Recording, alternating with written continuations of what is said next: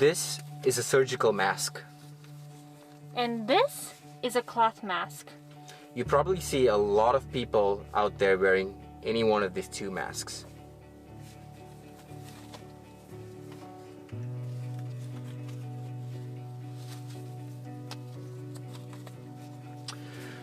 These two, on the other hand, these are N95 masks. For healthcare professionals on the front lines of the coronavirus pandemic, masks like this, called an N95, are essential equipment. Right, so the N95 masks are fitted so that they're sealed around, and they actually do a special test where they put a bag over your head once you've got it fitted, and they put chemicals in there for you to smell. So if you can't smell the chemicals, then the mask is sealed and it's proper. So that will stop 95% of the viral particles. Very important for people that are right close to patients, for example, that have COVID-19, because there's a lot of viral particles that are sitting there. They're designed to block 95% of airborne particles and droplets that can carry the coronavirus. But the N95 is crucial for people that are looking after patients that have COVID-19. In a COVID-19 world, N95 mask production is viewed as essential protection against a viral enemy. And so what we know is that the N95 mask is the most effective against the coronavirus. And therefore, this mask alone has not only been protecting, but also been saving the lives of millions and millions of people right now during the current COVID-19 pandemic. So, currently, there is actually an extreme shortage of these N95 masks. So much so that an important innovator of these masks, named Dr. Peter Tsai, came out of retirement in order to help solve this problem. We did not expect this N95 respirator be used for so many people. In the early 90s, researcher and engineer Peter Tsai invented the material that makes the mask work. Invention is the electrostatic charging of the media.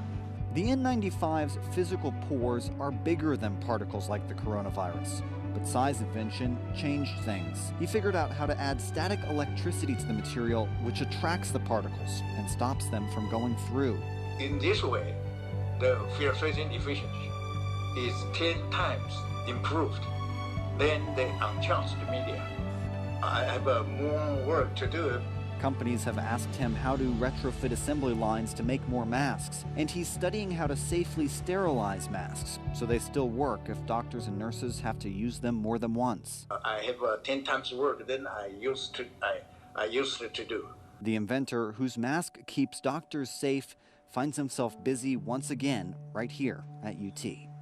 Isn't it so cool how Dr. Peter Tsai brought in new technology to help innovate these masks, and even now is working so hard to come up with new ways to develop more and more masks. But this video is actually about a man who came up with the initial designs of the N95 mask and actually created it back in 1910. Chances are you have never heard of him. His name is Dr. Wu Lien Te, and he's a Malaysian who was born in Penang. Being a Malaysian, when I first read this story, I was actually blown away. This man not only created a mask that saved millions and millions of people, but also led the scientific effort to fight against a deadly plague that affected Manchuria, which is in Northeast Asia. This plague actually killed 60,000 people. That plague was so bad that it actually killed 100% of people that were infected. As soon as you have any symptoms, you will die within 24 to 48 hours. But Dr. Wu Lien Te single-handedly stopped the plague successfully, and therefore, till today, he's known as the plague fighter. So during this time, doctors thought that the plague was spread through rats and through fleas, but Dr. Wu himself was determined that it was spread through the air. And based off this, he initiated a quarantine, which is similar to Malaysia's MCO, Movement Control Order, or America's SIP, Shelter in Place, as well as requested that all the buildings become disinfected. And so the crucial breakthrough happened when Dr. Wu developed a face mask to help filter the air. This is the original version of the N95 mask that we know today.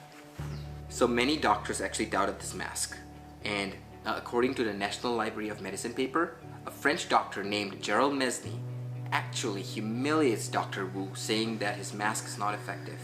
He even went on to say that, what can we expect from a Chinaman? He then goes on and tries to prove Dr. Wu wrong by refusing to wear his mask while visiting some of the sick patients. Guess what happens? Gerald Mesny contracts the disease from some of the patients and dies within 2 days. So, by March of 1911, the Manchurian plague was completely stopped.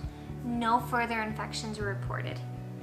Dr. Wu actually went on to help stop a recurring plague in 1921. He truly deserves the title Plague Fighter. He was also the very first Malaysian to be nominated for a Nobel Prize. If you've asked your friends, do you know who created the first N95 mask? I'm pretty sure many of them will not know who it is. But even after a century of creating the first N95 mask, Dr. Wu Lian's invention is still protecting millions and millions of people today during our current COVID-19 pandemic. I am so proud of my Malaysian countrymen for this. Not a lot of people know his story, so please share this video with somebody. Let's make Dr. Wu Lian Tei's name famous so that many people can recognize and honor his work. And not forget, this will also be able to put Malaysia on the map. Thank you everyone. Stay safe and take care of yourselves. Bye. Bye.